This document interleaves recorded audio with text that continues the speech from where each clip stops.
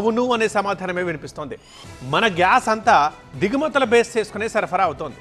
దేశవ్యాప్తంగా గ్యాస్ కష్టాలు మొదలయ్యాయి. ఈ సమయంలో చిన్న చిన్న టిప్స్తో గ్యాస్ని భారీగా ఆదా చేసుకోవచ్చు. తెలుసా? అది ఎలాగో ఇప్పుడు చూద్దాం.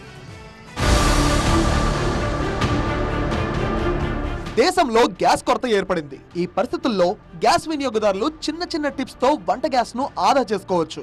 మొదటిది, వీలైనంత వరకు ఇండక్షన్ స్టవ్లను వినియోగించుకోవాలి. కనీసం 50% వంటలను ఇండక్షన్ స్టవ్ పై చేసేలా ప్లాన్ చేసుకోవాలి.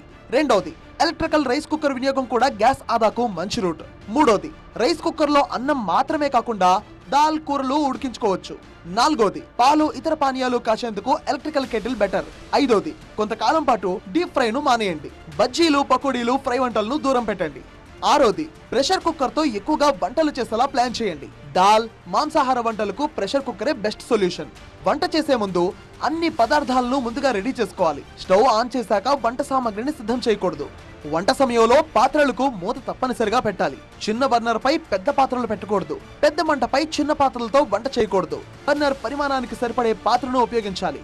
బర్నర్లను తరచూ శుభ్రం చేయాలి. గ్యాస్ లీకేజీ పైన దృష్టి పెట్టాలి. ఫ్రిడ్జ్ లో ఉన్న పదార్థాలను నేరుగా గ్యాస్ పై పెట్టకూడదు. చల్లగా ఉన్న పదార్థాలను ముందుగా కొంతసేపు బయట ఉంచండి. ఇలా ప్రతిరోజు చిన్న చిన్న మార్పులు చేస్తే గ్యాస్ వినియోగం గణనీయంగా తగ్గుతుంది. ఒక కుటుంబం సాధారణంగా నెలకు 1 సిలిండర్ ఉపయోగిస్తే ఈ పద్ధతులు పాటించడం ద్వారా 30% పైగా గ్యాస్ ఆదా చేయవచ్చు.